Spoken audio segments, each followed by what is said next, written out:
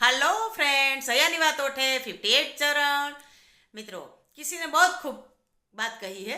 खुदा है खर्रादी, अक्ल उसमें ज्यादा। खुदा है खर्रादी, अक्ल उसमें ज्यादा। उन्होंने जो किया किसी की समझ में ना आया। આ અનુસંધાને જ એક વાત આજે બની, એ વાત આપની સાથે શેર કરી રહી છું। મિત્રો, આજે સવારે 6 વાગે જ્યારે યોગ ક્લાસમાં જવાનું થયું ત્યારે ત્યાં અમારો યોગ ક્લાસ ચાલે છે જે મંદિરની અંદર શિવાલય છે, નંદીશ્વર મંદિર, ત્યાં બેલફળના ઘણા બધા વૃક્ષ છે। આવડું મોટું બેલફળ પડેલું જોયું, લીધું ત્યારે એક સુંદર મજાની વાત છે એ મગજમાં આવી, જે પિતાજી વાર્તા સ્વરૂપે કહેતા હતા એ વાર્તાનું આજે મને અચાનક સ્મરણ થયું। કઈ વાર્તા? ચાલો સાંભળો। પ્રાચીન સમય, આટલું પોપ્યુલેશન પણ નહીં, આટલું પોલ્યુશન પણ નહીં, આટલો પાણીનો વપરાશ પણ નહીં, આટલી ટેકનોલોજી પણ નહીં, એવો સમય।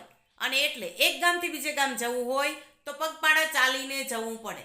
અને સાથે સાથે કોઈ પણ એક ગામથી બીજે ગામ જાઓ તો રસ્તામાં જંગલ તો આવે જ આવે, નદી તો આવે જ આવે। એક વેપારીને પોતાના વેપારના કામ અર્થે બીજા ગામ જવાનું થાય છે અને રસ્તામાં તડકો થઈ જાય છે। પણ મિત્રો, સૂર્યદેવ પાસે આટલી બધી ડિગ્રીઓ નહોતી હો જેટલી ડિગ્રીઓ આજે છે। આજે તો રોજ ડિગ્રીઓ ચડતી જાય છે, છતાં તાપ લાગે છે એટલે એક ઝાડને છાંયે આરામ ફરમાવવાનું નક્કી કરે છે અને ખભે રાખેલી પછેડીનું ઓસીકું કરી અને આરામ ફરમાવે છે। ત્યારે સ્વાભાવિક જ કોઈ પણ માણસ લંબાવે એટલે ધ્યાન ઉપર જાય, ઉપર ધ્યાન જાય છે એટલે વિચાર આવે છે કે આ ભગવાન પણ ખરા છે।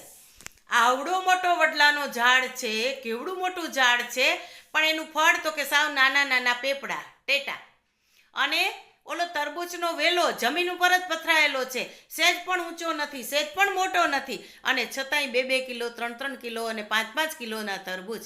ભગવાન આ રચના કરવામાં ભગવાને કદાચ બુદ્ધિ નહીં વાપરી હોય, આવું એને વિચાર આવે છે।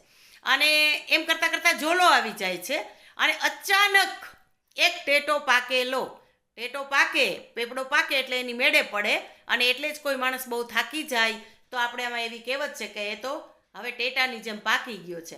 એટલે ટેટો સીધો એના નાક ઉપર પડે છે અને એકદમ ચમચમાટી બોલી જાય છે। મિત્રો, આપણા મર્મસ્થાન છે, નાક છે, કોણી છે, એ જે મર્મસ્થાન છે, આપણું કપાળ છે, ત્યાં કંઈ વસ્તુ લાગે તો એનું દર્દ વધારે મહેસૂસ થાય, એટલે નાક ઉપર પડે છે એટલે પરબારો સફાળો બેઠો થઈ જાય છે અને જોવે છે કે કોણે પથ્થર માર્યો।